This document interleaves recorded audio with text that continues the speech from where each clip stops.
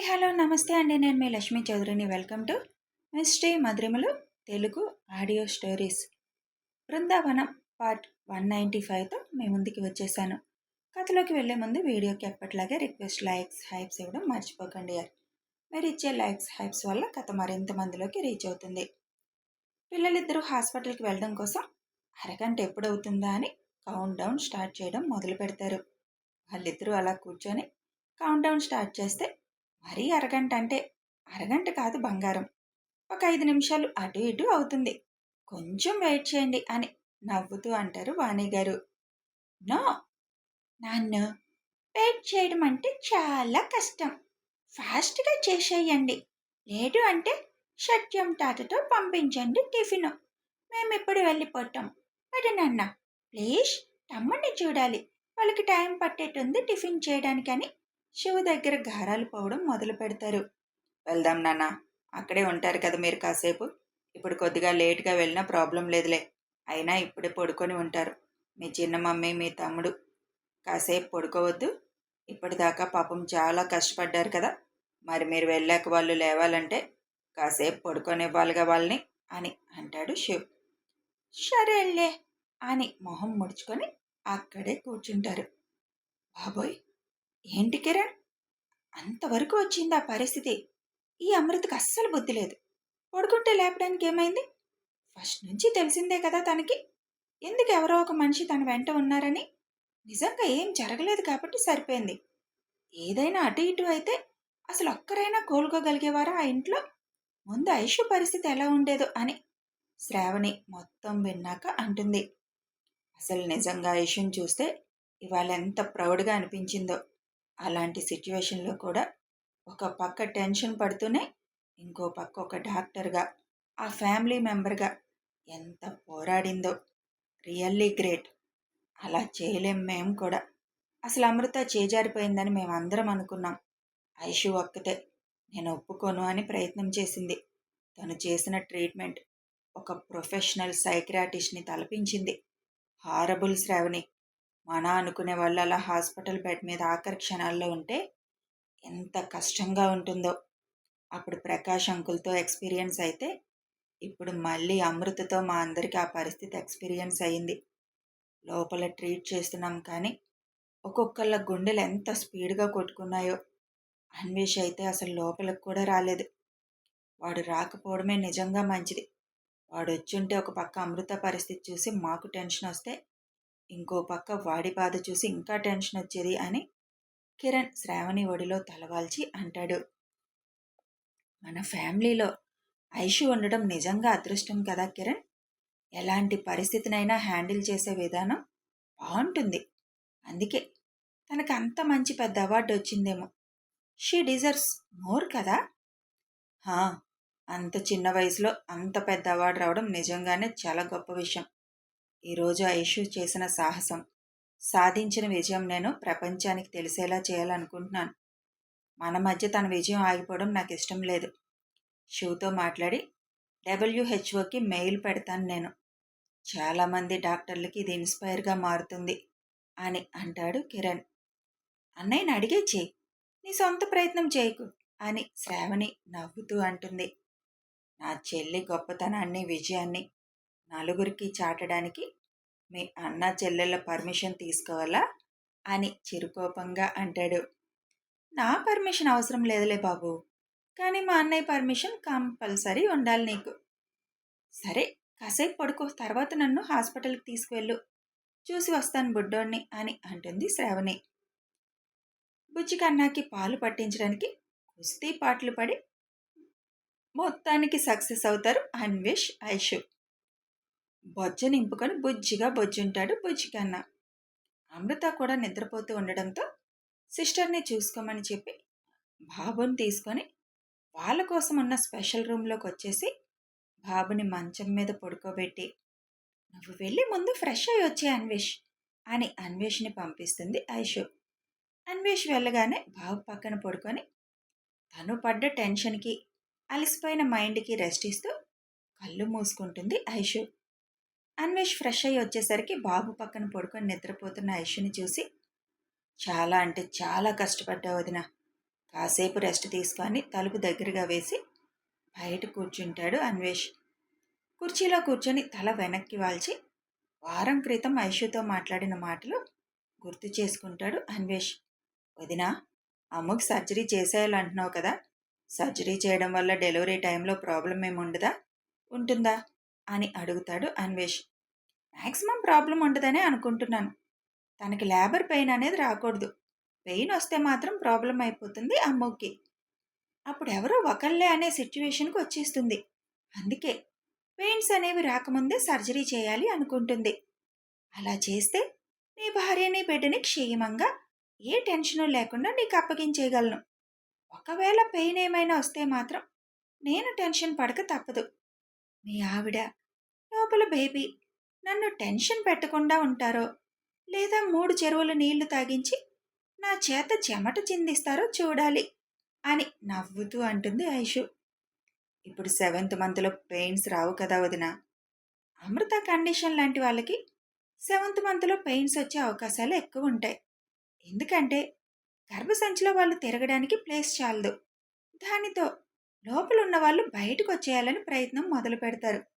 అందుకే నేను రిస్క్ తీసుకోవాలి అనుకోవడం లేదు. కొంచెం తేడా అనిపించినా 7th మంత్ ఎండింగ్ వరకు కూడా ఆగను. వెంటనే సర్జరీ చేసేయడమే అని అంటుంది ఐషు. ఓకే వదిన, నీకు తెలుసు కాబట్టి ఎప్పుడంటే అప్పుడు చేసేయడమే బెస్ట్. ఒకవేళ ఏదైనా ప్రాబ్లం వచ్చి ఇద్దరిలో ఒకరే అని అనుకుంటే మాత్రం అమృత వైపే నువ్వు ప్రయత్నం చేయొదినా. అమృత లేకుండా బేబీ బయటకు వచ్చినా నేను యాక్సెప్ట్ చేయలేను అని అంటాడు అన్వేష్. అలాంటి సిచ్యువేషన్ రాదులే అన్వేష్. ఇప్పటి వరకు మనందరం కష్టపడ్డ కష్టానికి ఇద్దరు సేఫ్ జోన్లోనే ఉన్నారు. సో నువ్వు ఇంకా అలా ఏమీ ఆలోచించుకో.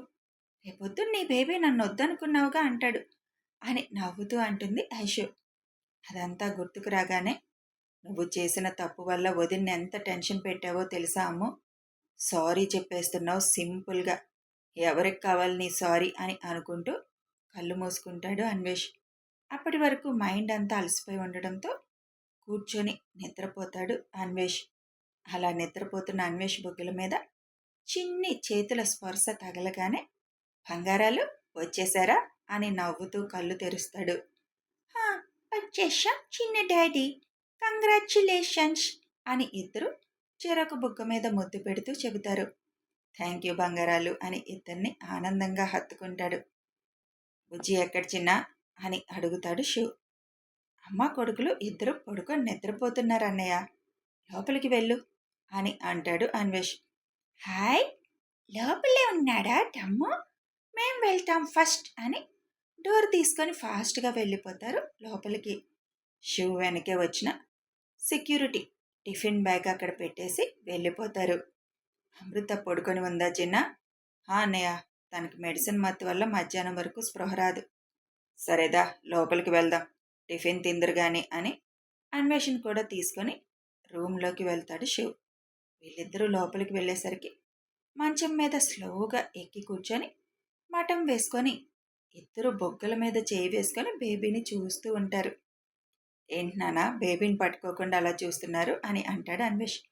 ఇష్, ఇద్దరు నోటి మీద వేలు పెట్టి చూపిస్తూ మంచి నిద్రలో ఉన్నాడు తమ్ము, లేపకూడదు కదా, ఎప్పుడు లేస్తాడా అని చూస్తున్నాం అని గుసగుసగా అంటారు.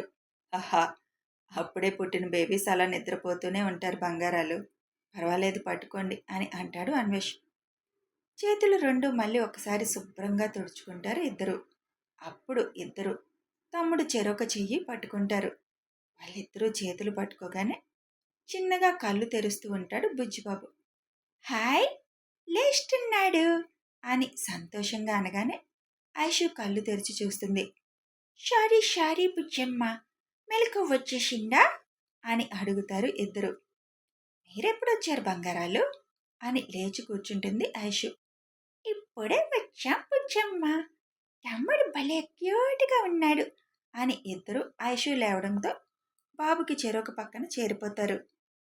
బుజ్జిగాడు కూడా అన్న అక్క వచ్చారని సెన్స్ చేశాడేమో, కళ్ళు పూర్తిగా తెరిచి పెదాలు చప్పరిస్తూ చూస్తూ ఉంటాడు.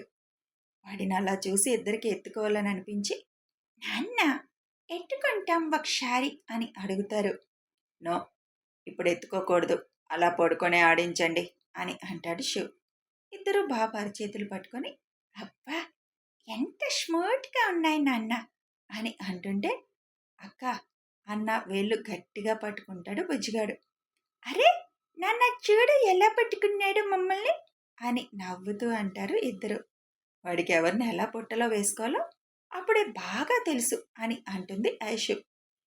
నువ్వు వెళ్ళి ఫ్రెష్ అయ్యిరా బుజ్జి, టిఫిన్ చేద్దాం అని అంటాడు శివ్. అదేంటి మీరు తిని రాలేదా అని ఐషు ఆశ్చర్యంగా అడుగుతుంది. ఎక్కడా, వీళ్ళిద్దరు అసలు ఆగనిచ్చారా? వెళ్లాల్సిందే అని పట్టుబడితే వాళ్ళు కూడా తినలేదు, ఇక్కడే తింటామని వచ్చేశారు అని అంటాడు శివ్ ఆయు పక్కన కూర్చుంటూ. అన్వేష్ ఆషి పక్కన సెటిల్ అవుతాడు. చిన్న డాడీ వెళ్ళి చిన్న మమ్మీని చూసి వడ్డామా అని అడుగుతారు ఇద్దరు. మీ చిన్న మమ్మీ మంచి నిద్రలో ఉందిలే, మీరు వెళ్ళినా తనకు తెలీదు, ఎలాగో ఇక్కడే ఉంటారుగా, కాసేపు ఆగి వెళ్దాం.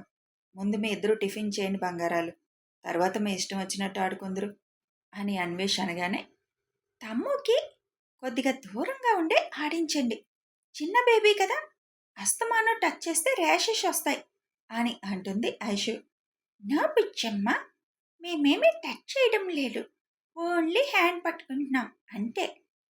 నువ్వు ముందు వెళ్ళి ఫ్రెష్ అయ్యరా బుజ్జి, మనం తింటూ వాళ్ళకు కూడా తినిపిద్దాంలే అని అంటాడు శివ్. సరే అని ఫ్రెష్ అవ్వడానికి వేరే రూమ్కి వెళ్తుంది.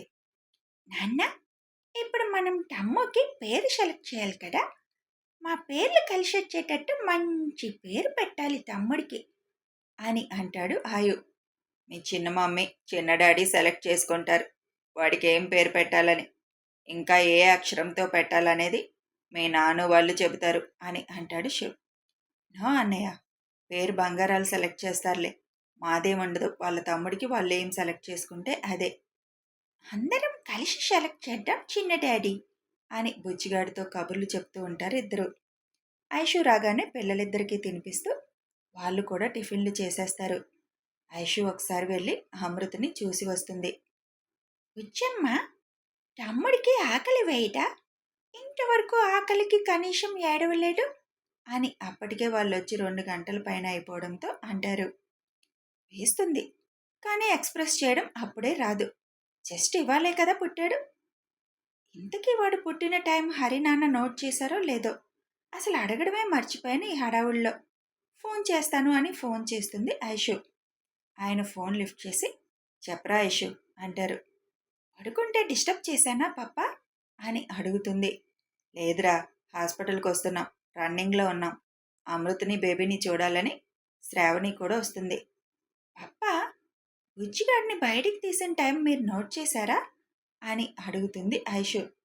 అప్పుడు ఆయు ఆశ పుట్టినప్పుడు కూడా ఆయనే గుర్తు పెట్టుకొని మరీ నోట్ చేస్తారు. హా బంగారం, బేబీని బయటికి తీసినప్పుడే నేను వాల్ క్లాక్ చూశాను అని అంటారు హరిగారు. ఏ టైం పప్పా?